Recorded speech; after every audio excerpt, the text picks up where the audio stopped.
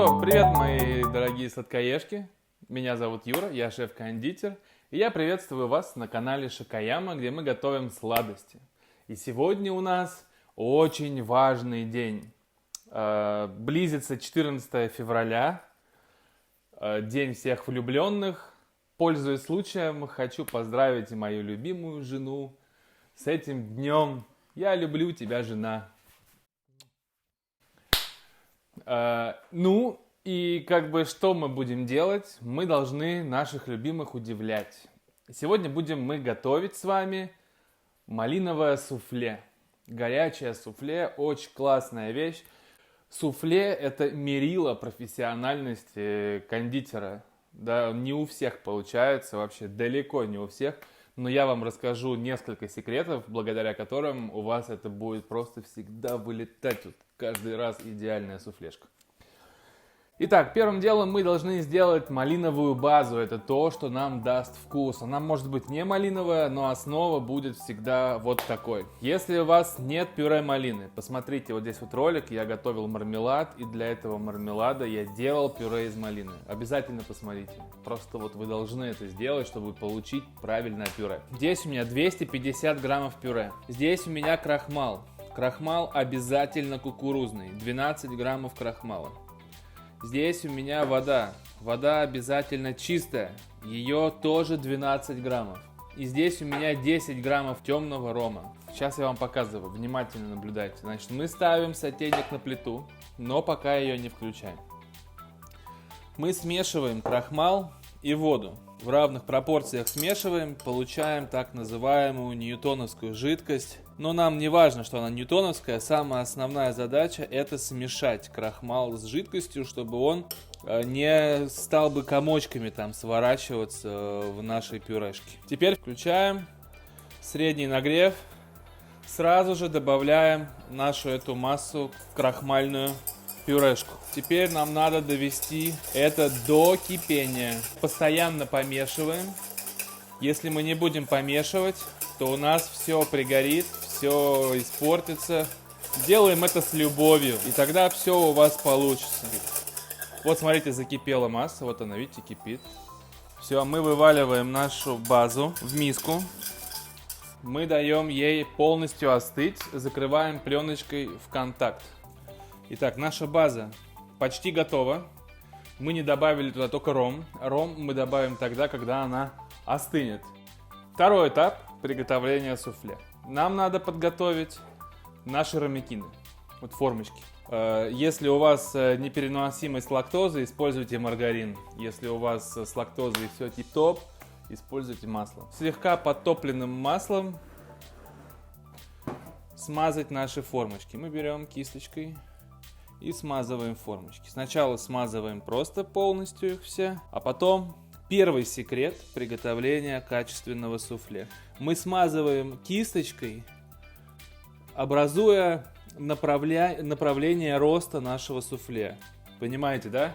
Смазываем снизу вверх, ну или сверху вниз, но мы должны вымазывать так, чтобы оно росло вверх, да?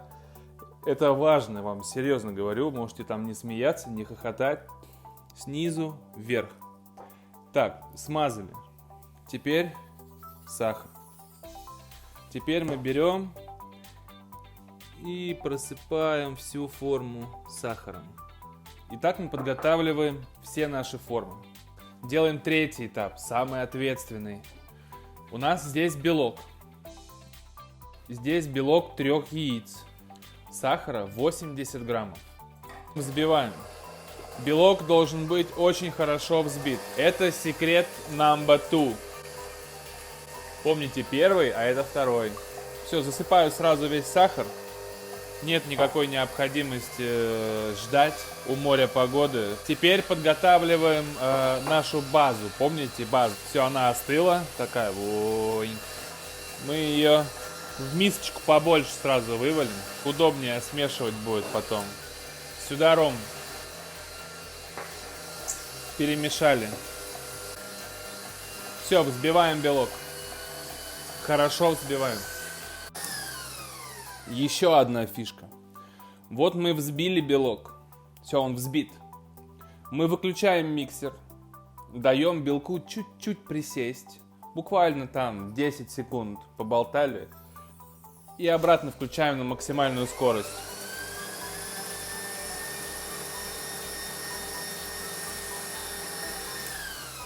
Все. Теперь наш белок правильно взбит. Вот видите какой. Очень плотный, хорошо взбитый белок. Теперь мы весь белок перекладываем к нашей базе. Сразу. Не церемонимся. И теперь надо это все дело смешать. И вот наша готовая масса на суфле. Правильно подготовленная. Очень важно. Что мы делаем дальше? Берем рамекины и наполняем их этой массой. Это тоже очень важный момент. Наполнили. Теперь надо постучать. Вот пузырь вышел. Этот пузырь тоже бы нам все испортил, если бы мы его не выгнали. Нам нужно это все дело заровнять. Сразу же зачищайте свои рамекины, потому что когда после духовки этого будет сделать уже невозможно. Ну, мы заполнили наши рамекины. Все, вот они готовы. И теперь еще один секрет. Секрет правильного суфле. Мы берем наш рамекин. Обычно мы еще посыпаем сахарной пудрой его, но это не обязательно. Он просто формирует сверху такую хрустящую корочку. Теперь нам нужно взять и пройтись большим пальцем, снимая суфле, массу вот эту с краев. Вот так вот, раз. Зачем мы это делаем? Когда мы поставим в печь, суфле начнет подниматься. И если мы не зачистим край, оно может за один из этих краев зацепиться и пойдет уже криво. После того, как вы выложили суфле в рамекин, или во что вы его там выкладываете, вы больше ждать не можете. Его нужно сразу же отправлять в печь. Печь должна быть разогрета на 220 градусов. Вот я разогрел печь на 220 градусов. И теперь я ставлю их туда. 7-10 минут.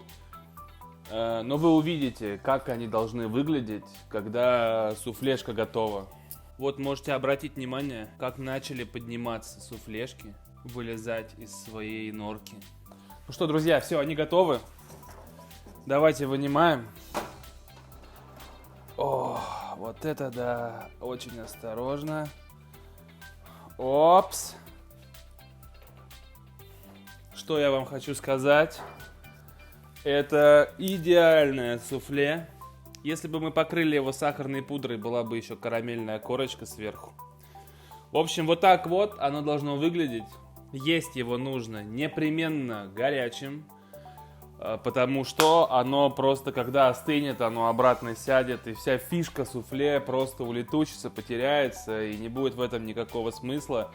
Пахнут они просто бомбически малиной на всю кухню. Давайте вскроем один, чтобы вы посмотрели, как он выглядит внутри.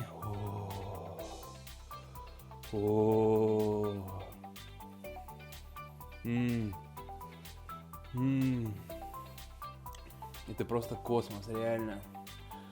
И вот идеальное суфле должно быть слегка мягкое внутри, воздушное, мягенькое такое. Невесомое и очень вкусное, очень малиновое. Все, ребятки, до скорых встреч, пока-пока. Про жирные лайки там не забывайте, колокольчики, все дела. Любите друг друга и будьте счастливы. Пока!